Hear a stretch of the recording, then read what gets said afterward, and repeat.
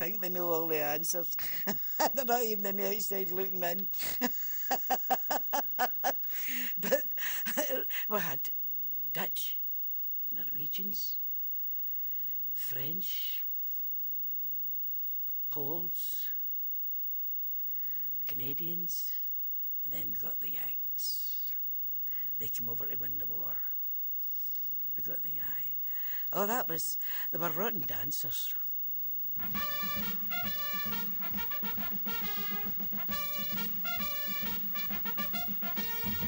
They really were. They weren't the ballroom dancers. No, they were rotten dancers. Whatever else they might have been good at, they definitely could not dance. And we liked the dancers. Do you know, we used to come off a night shift and go up to Green's Playhouse. And you were absolutely out on your feet. But this was your free time and you were going. Go up to Green's Playhouse and be sitting up there. You're ready to dance, you're sitting back in a chair. And you could just feel like going to sleep, and all of a sudden in the mood. Up we go. Ta-ra. In the mood. It was, and you're coming home, it was pitch black. Coming out of Glasgow, right down to the station, pitch black, coming home. I remember we came out of the station at Gourock one night and one of my friends walked right into a baffle wall. On April the 16th, Tom Street was visited by death and destruction from the sky. People could see what just one bomber could do. When they did, they lived in fear. We come up along Nelson Street and up Murdison Street, up Mount Pleasant Street and through the park. When we got to the top of the hill in the park, the first thing that we saw was in the dam here, furniture floating. There's a sideboard, a couple of easy chairs, a settee and miscellaneous pieces of small furniture floating about. So we then realised that the houses behind where the furniture had disappeared, and of course we did a wee mosey along Wallace Street and along Tom Street. Where people there directing the public away, but we wandered past, round the dam and come back round to this side again, just to have a last look before we went back down into the town. What we really hated in these days was if it was a clear night, because you had a good idea perhaps the bombers would come.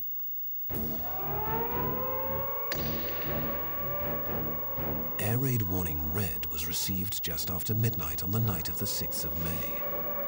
The people of the towns quickly prepared to take shelter in basements, Anderson shelters and tunnels, anywhere they thought they would be safe. For 2 hours, 50 German bombers attacked the east and west of Greenock indiscriminately. Most damage was caused to tenements in the East Crawford Street and Belleville Street areas. At the corner of South Street and Robertson Street, many were killed when their basement shelter proved no protection against a high explosive bomb. It was a close, we had a dungeon where there were coal cellars for everybody in the property, and this was where the air raid shelter was. Well, the first thing was when the siren went, you made your way as quickly as you could up the garden path to the back where the Anderson shelter was, and climbed down the few steps to get into it. It wasn't all that comfortable. You were sitting in just a wooden bench, and there wasn't a great lot of room because there was my mother and father and 3 sisters. My brother wasn't in it much, he was out firefighting. But I don't know whether we shivered with the cold or with fear, but we did sit huddled together. When the sirens went off that particular night, everybody trooped down, everybody in the property, down to the cellars, to the air raid shelter. And my granny, she wouldn't go down. She was a determined woman, you know, and she sat in the lobby with her hat on, in case she went to heaven without her hat.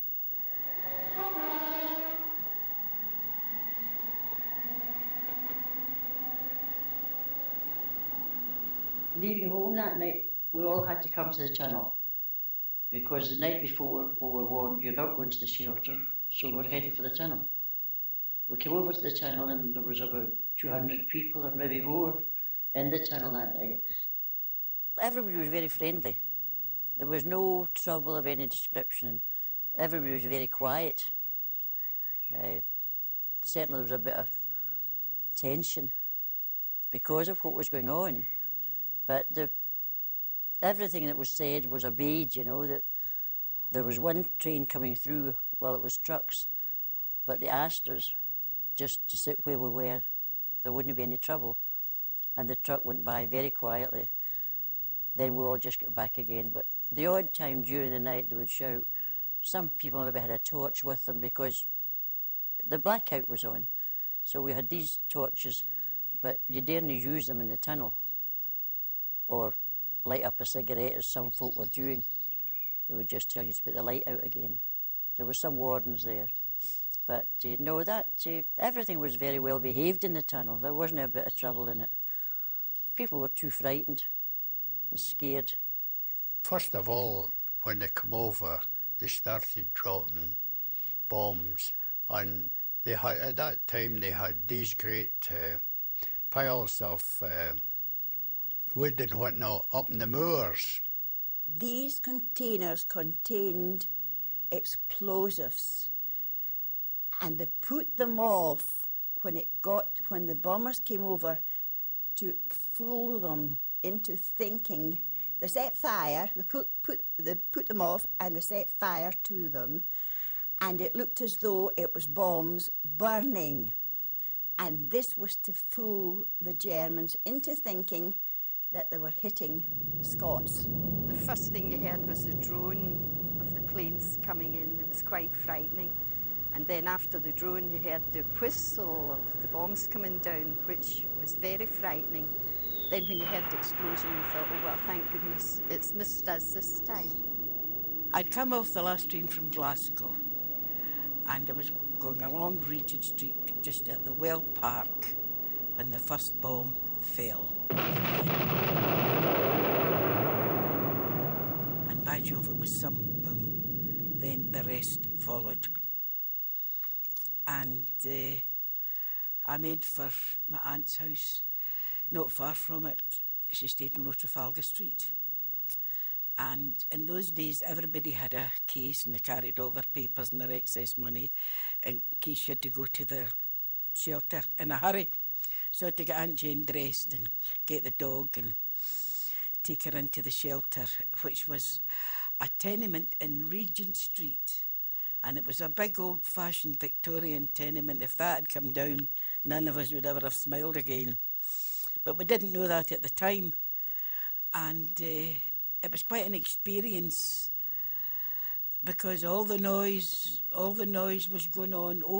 I couldn't explain to you the boom, boom, boom, boom, the thud, thud. You would need to hear it to understand it.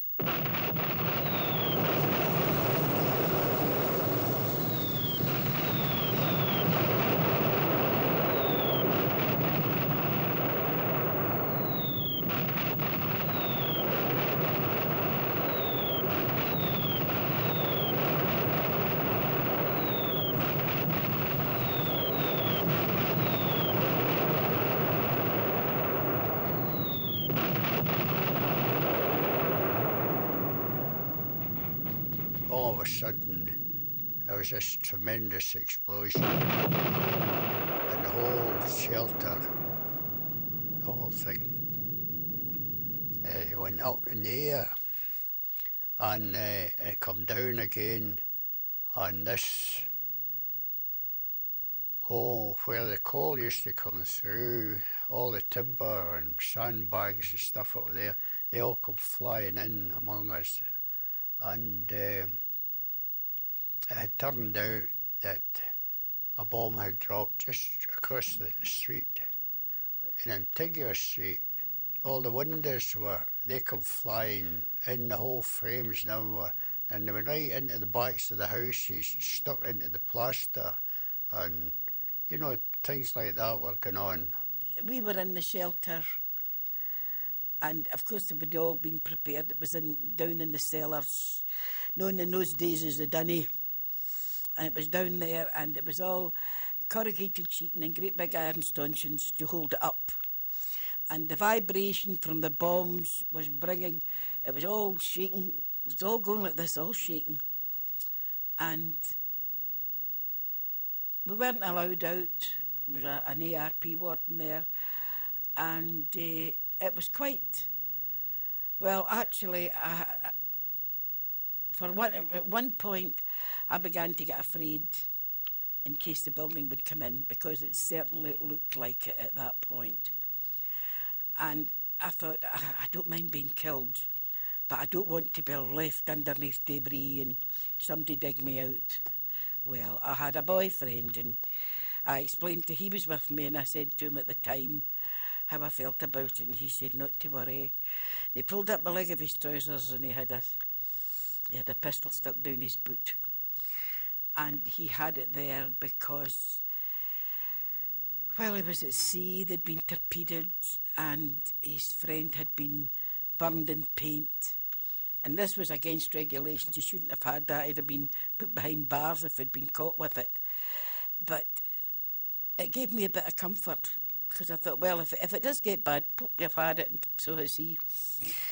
The sirens went, and we were immediate. In fact, I was with my girlfriend of the time in the hills. We were walking in the hills when the siren went, and so I had to start running towards the centre. Then, of course, when the air raid actually happened and there was bombs dropping all over the place, you, being indoors, you didn't actually know where they were dropping or what was happening. You just knew they were pretty close. That particular night was quite a traumatic experience, walking up from Wee Dublin to Bewhirley Road. You were always worrying that the bomb was going to drop somewhere near you. But when we got to Bewhirley Road, we weren't able to do anything to help, because already the house there had been completely destroyed. And I just discovered shortly after it that the house actually belonged to Mr. Liddell, who was the manager of one of the cooperative shops in the East End, and was the father of Jack Liddell, who later became town clerk. The interesting thing that Jack at that time was really in charge of the civil defence in Greenock and the responsibility, and it was tragic to think that he was busy working away while his dad had been killed in that particular incident. And of course later, when I became provost and Jack Liddell was town clerk, he and I became very close friends, and it has always been clear in my mind that we weren't able to do anything that night.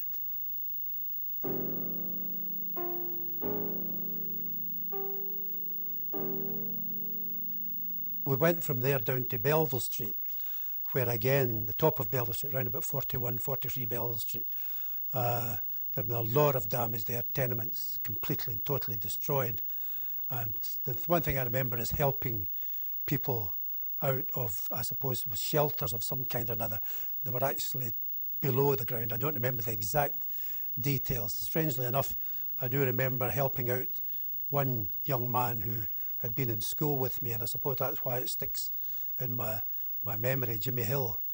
Not the Jimmy Hill we see in television, another one altogether. But that was quite an experience, and my first experience of seeing people not only injured, but people who were terrified and very, very much afraid.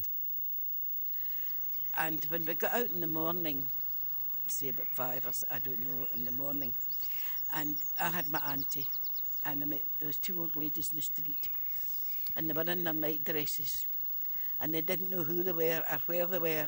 They were absolutely stunned, and I felt I had to be alone. I had to get peace. I had to get this